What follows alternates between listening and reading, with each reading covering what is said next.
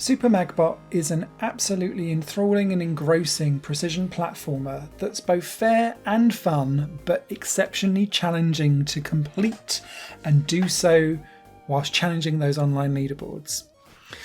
I've had the absolute pleasure of enjoying it, and I hopefully have put together enough footage that doesn't make me look absolutely terrible, but we'll soon see. Comments below. Super Magbot is all about polarity. Your character can run around everywhere, but they have no jump function or climb function or anything like that at all. And as you can see on all these levels, there's red and blue blocks, and these are magnets. Red are positive, blue are negative. And what you'll be doing is running around the levels and using those to basically jump over obstacles and gaps and so on and so forth. Opposites attract. So with the right analog stick, you'll move around your kind of aim for your magnet grabber. And then with the bumpers, you'll trigger either the positive or negative kind of magnet reaction to pull you or push you away from the magnet that you're aiming at. So opposites attract, so that will, if say the magnet is on the ceiling, will pull you up and effectively become a jump. But if you are looking for a bounce pad and it's right next to you, then you would do the same one so that it would then bounce you up. This takes a little bit of while getting used to, because in my brain I kept thinking that I would press the button for the colour of the magnet, not the opposite to do what I wanted it to do. So there was a little bit of a learning curve for me personally with Super Magbot, but after a while I would get used to that. That learning curve would always return though whenever a new mechanic was added in, so I'd always have like a couple of minutes of me just being like, dying constantly over again. So fair warning in advance if you're challenged with things like that, like I am. But what I really liked about it is that that's just the beginning. What it then does is put those magnets horizontally, and that then becomes a wall climb. So opposites attract. Instead of it just pulling you up for a jump, it's now pulling you and throwing you up so that you can climb up walls. Then it starts to do like double bounce pads. Then there's crumbling blocks. Then there's like bubbles of like oxygen that are magnetized in the air. All kinds of things that are going on, and it all comes together constantly with these like really fluid, beautiful flowing levels that take real precision and skill to get right.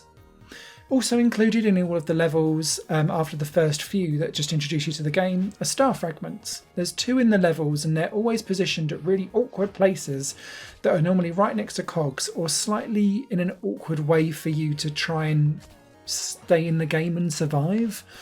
And the beauty of this is that because you're aiming almost like a twin stick shooter with your magnetic grab, is that you kind of need to factor that in if you're going to try and collect these star fragments, which are emblazoned all over the main menu as if to be like, you haven't got 100% yet, moose, for you to try and get.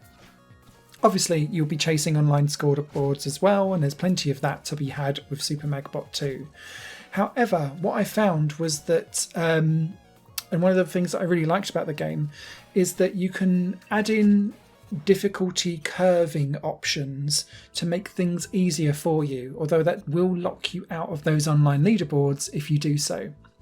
Firstly, I found that there was a really good colourblind mode, which doesn't lock you out of anything, but it does add the positive and negative polarities to the blue and red blocks. So if you're worried about colourblindness, I found that really helped, and actually it helped my brain understand which button I needed to push, so I actually left it on. The next thing that did lock you out is that you can put in checkpoints onto the level so that you don't have to complete it all perfectly in one fell swoop. And I found that very helpful, particularly from World 3 onwards in the game, because I needed to get good for the review, and I did not get good for the review. The other thing that you can do as well is that you can turn on a hover and have it hover indefinitely. And what this means is that whenever you're in the air, you can press and hold the polarity that you're going to kind of trigger next, and your character just hovers. Now in the normal game it does it for a split second so that you can line something up. Obviously speedrunners would never dream of doing this because it's going to damage their time. And that's kind of how I played, and probably why I died lots over and over and over. But if you want to be very precise and methodical about what you're going to trigger where, that indefinite hover will just keep you hovering so long as you press that down that polarity bumper button. and it does make the game an awful lot easier in some of the situations where you've got situations where you're needing to like avoid daggers and bullets and type things. Then you're stuck anyway, and you're going to have to be quick, and that starts to become more and more the case as you go through the game. Outside of the actual gameplay, which handles well, the character moves well, it's all around making sure that you get the right trajectory from your twin sticky shooter like grabber, because the arcs of what your character does entirely depends on a lot of that. I did feel like there was a little bit of hit and miss with some of the things that I would do, and sometimes I felt like I was triggering a polarity grab and it didn't really register because maybe it was very close to like the last minute. So you need to really be early and plan stuff out. That also meant that occasionally I felt like I would fall through platforms that I thought that I'd got onto, and that the collision detection was sometimes being a little bit unfair for me. It didn't really impact on any of the enjoyment of the game because you die so often trying to work out how to do it as best as possible that I just kept going, and it was just another one to chalk up to the deaths. But that may just irk a couple of people here and there. What does make it all better though is the superb soundtrack. Moonsailor does a superb chiptune soundtrack. It really reminds me of Sonic 2 and 3. Don't know why. I think it's just the type of chipset that they've used to create the music just reminds me of the Sonic games.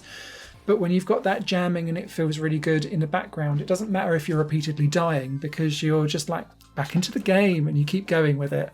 And it's one of those games where persistence and perseverance pays off, even if you're just looking at getting to the end, not troubling anything on top of the leaderboards.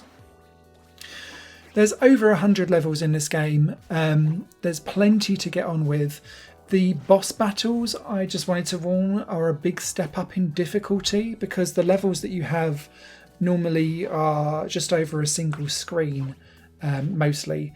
And then when you get to the boss battles, they're like precision platforming for over a minute sometimes. So just be aware of that step up in difficulty. But again, perseverance pays off. You have to get good. Really enthralling and exciting experience. Quite rewarding when you get things right as well.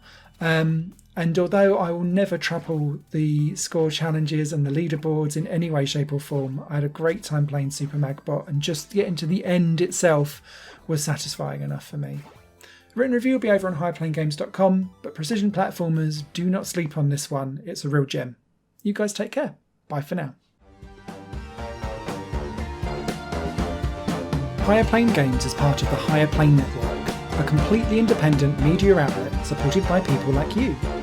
The goal is to create the best possible content that cultivates a richer indie scene for games as well as music and entertainment. To find out more and to get involved, visit patreon.com/higherplane network. Your support makes all the difference, and in return you'll gain access to bonus content and downloads.